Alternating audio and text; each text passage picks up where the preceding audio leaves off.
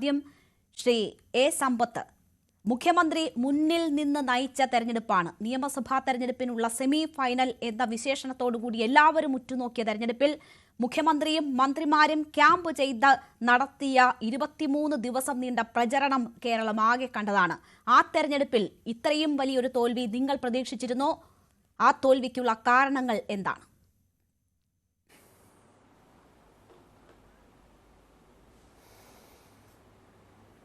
ഞാൻ ആദ്യമായി നിലമ്പൂരിലെ ഈ ഉപതെരഞ്ഞെടുപ്പിൽ വിജയിച്ച് കേരള നിയമസഭയിലേക്ക് കടന്നു വരുന്ന ശ്രീ ആര്യടൻ ഷൗക്കത്തിനെ, ബഹുമാനപ്പെട്ട MLA, അങ്ങനെ തിരഞ്ഞെടുക്കപ്പെട്ട ജനപ്രതിനിധിയെ അഭിനന്ദിക്കുകയാണ്.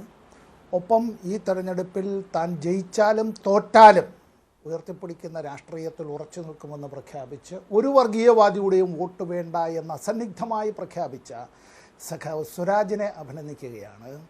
ഈ തെരഞ്ഞെടുപ്പ് പ്രവർത്തനങ്ങളുമായി ബന്ധപ്പെട്ട് അഹോരാത്രം പ്രവർത്തിച്ച സമാധാനപരമായി ആ പോളിംഗ് നടത്തി തീർത്ത് വോട്ടെണ്ണൽ വരെയുള്ള എല്ലാ കാര്യങ്ങളിലേക്കും അങ്ങനെ പ്രവർത്തിച്ചതായ എല്ലാ രാഷ്ട്രീയ കക്ഷികളിലെയും, ഞാൻ നേതാക്കളെ മാത്രമൊന്നുമല്ല, അഹോരാത്രം അങ്ങനെ പ്രവർത്തിച്ച രാഷ്ട്രീയ കക്ഷികളിൽപ്പെട്ട പ്രവർത്തകരും അവരുടെ കുടുംബാംഗങ്ങളും, ഒപ്പം ഈ തെരഞ്ഞെടുപ്പ് റിപ്പോർട്ട് ചെയ്യുന്നതിനായി എത്രയോ ആഴ്ചകൾ അവിടെ ഈ എല്ലാ പ്രതികൂല കാലാവസ്ഥയിലും അത്തരത്തിൽ അത് വെല്ലുവിളിയായി തന്നെ കണ്ടുകൊണ്ട്, എന്നാൽ അത് നമ്മുടെ മാധ്യമപ്രവർത്തകർ ആ ചുമതല നിർവഹിച്ച അവരെയും ഈ പോളിംഗ് ഉദ്യോഗസ്ഥരെയും, പോലീസ് ഉദ്യോഗസ്ഥരുൾപ്പെടെയുള്ള ഈ തെരഞ്ഞെടുപ്പ് പ്രക്രിയയ്ക്ക് വേണ്ടി പ്രയത്നിച്ച എല്ലാവരെയും ഞാൻ അഭിനന്ദിക്കുകയാണ്. ഇത് നമ്മുടെ ജനാധിപത്യ പ്രക്രിയയ്ക്ക് അത്തരത്തിലുള്ളൊരു തെരഞ്ഞെടുപ്പുകൾ വരും പോകും, വിജയങ്ങൾ പരാജയങ്ങൾ ഇതെല്ലാം ഉണ്ടാവും.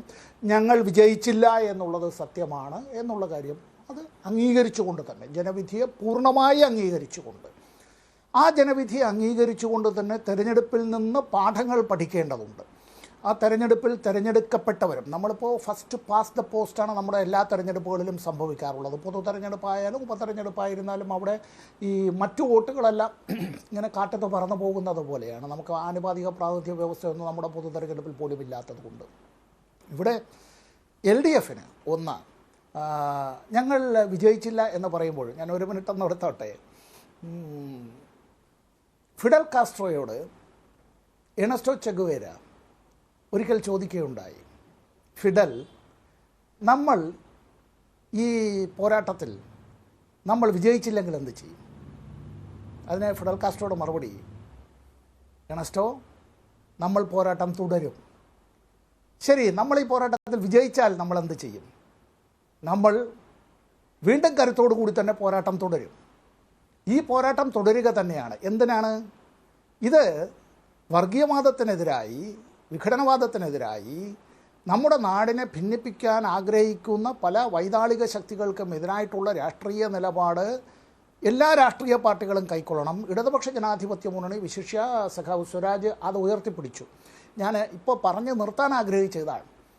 ഞാൻ തെരഞ്ഞെടുപ്പുകളിൽ ലോക്സഭയിലേക്ക് മത്സരിച്ച് 3 തവണ വിജയിക്കുകയും സമ്പത്ത്, വർഗീയ ശക്തികളുടെ വോട്ട് നേടി UDF ജയിച്ചു എന്നതാണോ താങ്കളുടെ കൺക്ലൂഷൻ?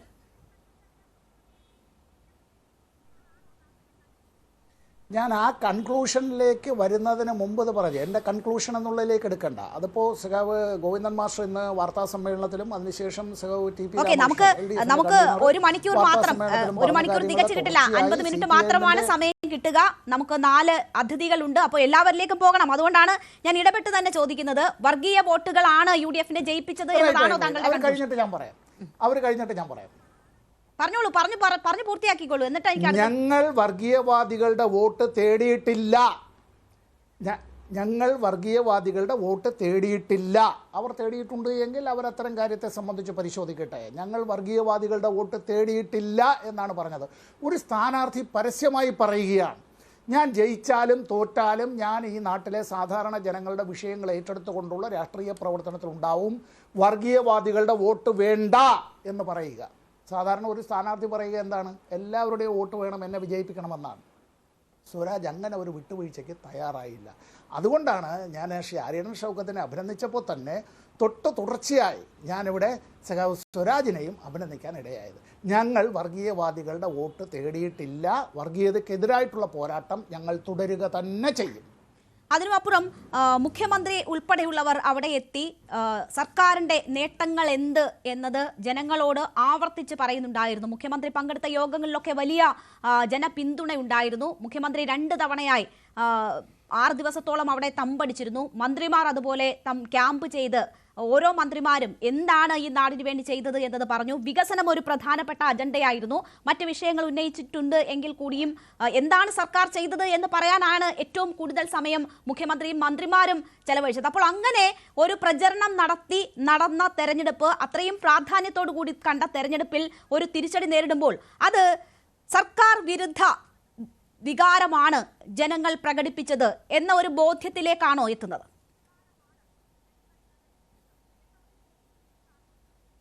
രേണുക, ആ ചോദ്യം ഉന്നയിച്ചത് നന്നായി. എങ്കിലേ എനിക്ക് ഈ മറുപടി പറയാൻ പറ്റുള്ളൂ. അതായത് സഖാവ് കുഞ്ഞാലി അവിടെ ചുറ്റിക്കാരുവാൽ നക്ഷത്രം അടയാളത്തിൽ നിലമ്പൂരിൽ നിന്ന് മത്സരിച്ച് വിജയിച്ചിട്ടുള്ളതല്ലാതെ പിന്നീട് ഒരിക്കലും ഞങ്ങൾ പാർട്ടിയുടെ ഔദ്യോഗികമായ തെരഞ്ഞെടുപ്പ് കമ്മീഷൻ അംഗീകരിച്ച ആ ചിഹ്നത്തിൽ ഞങ്ങൾ വിജയിച്ചിട്ടില്ല. ഞങ്ങൾ പരാജയപ്പെട്ടുകൊണ്ടിരുന്ന ഞങ്ങൾ 1980 അന്ന് നിയമസഭാംഗം പോലും അല്ലാതിരുന്ന പാർലമെൻറ്റ് തെരഞ്ഞെടുപ്പിൽ പരാജയപ്പെട്ട കോൺഗ്രസ് ആന്റണി ഗ്രൂപ്പിൻ്റെ നേതാവായിരുന്ന ശ്രീ ആര്യട മുഹമ്മദിനെ കോൺഗ്രസ് മന്ത്രിയാക്കിയപ്പോൾ അന്ന് CPIMൻ്റെ അടക്കം പിന്തുണയോടുകൂടി ഇടതുപക്ഷ ജനാധിപത്യമുണ്ട്. ഹരിദാസ് അന്ന് രാജിവെച്ചു. പിന്നീട് അദ്ദേഹം രാജ്യസഭയിലേക്കാണ് നോമിനേറ്റ് ചെയ്യപ്പെട്ടത്. അവിടെ ആര്യട മുഹമ്മദ് സാർ വിജയിച്ചു. നിലമ്പൂരിൻ്റെ ഒരു പര്യായം പോലെ കോൺഗ്രസ്സുകാർ അങ്ങനെ പറഞ്ഞിരുന്നതായ ആര്യട മുഹമ്മദ് സാറിന്, ഞാൻ അദ്ദേഹത്തിന് അങ്ങനെ തന്നെ സാറെന്ന് വിളിക്കാൻ കാരണം എൻ്റെ പിതാവിൻ്റെ അടുത്ത സുഹൃത്തു കൂടിയായിരുന്നു, രാഷ്ട്രീയമായ എതിർചേരികളിലൊക്കെ ആയപ്പോൾ പോലും. അദ്ദേഹം അവിടെ മത്സരിക്കുമ്പോഴും ഇപ്പോൾ LDFൻ്റെ ഒരു സ്വതന്ത്രൻ അവിടെ മത്സരിച്ച് വിജയിക്കുമ്പോൾ 2016 അപ്പോൾ 2016 തെരഞ്ഞെടുപ്പിൽ അദ്ദേഹത്തിൻ്റെ വ്യക്തിപരമായ ശ്രീ അൻവറിൻ്റെ തന്നെ മുമ്പ് കോൺഗ്രസ് നേതാവായിരുന്ന അദ്ദേഹത്തിൻ്റെ വ്യക്തിപരമായ സ്വാധീനവും ബന്ധുബലവും എല്ലാം ഒപ്പം LDFൻ്റെ വോട്ടും കൂടി ചേർന്നാണ് വിജയിക്കുന്നത്. അത് കഴിഞ്ഞ് ആര്യട മുഹമ്മദ് സാറിനെ പരാജയപ്പെടുത്തി അദ്ദേഹം വിജയിക്കുമ്പോൾ ഉണ്ടായിരുന്നത്, അപ്പം ഞങ്ങൾ വിജയിച്ചപ്പോഴൊന്നും ഇന്ന് തോറ്റ സ്വരാജിന് കിട്ടിയ വോട്ട് കിട്ടിയിട്ടില്ല. 60,000 വോട്ട് തികച്ചു പോലും ഞങ്ങൾ ജയിച്ചപ്പോൾ ഞങ്ങൾക്ക് കിട്ടിയിട്ടില്ല. ഇപ്പോൾ 66,000 വോട്ട് ലഭിക്കുകയാണ്.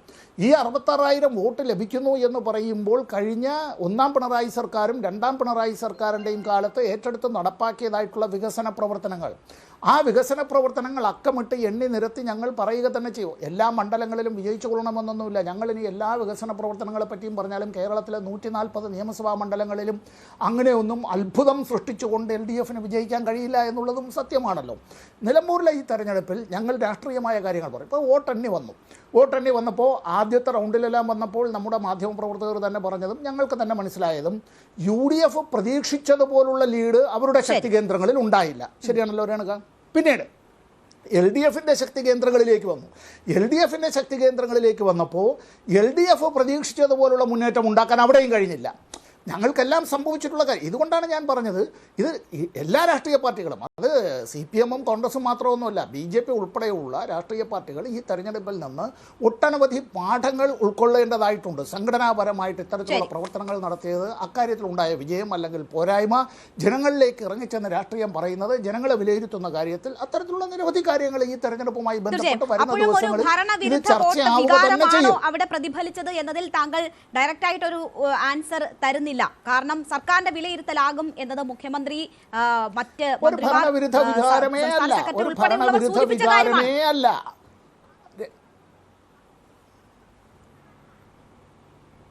രേണുക, അത് ഞാൻ നോ എന്നുള്ള ഒറ്റ വാക്കിൽ ആ ഉത്തരം നിർത്തുക, 2 അക്ഷരത്തിൽ അല്ല എന്ന്. ഭരണവിരുദ്ധ വികാരം അല്ല നിലമ്പൂരിലേത് എന്നതാണ് CPM പറയുന്നത്. ഞാൻ താങ്കളിലേക്ക് തിരിച്ചെത്താം.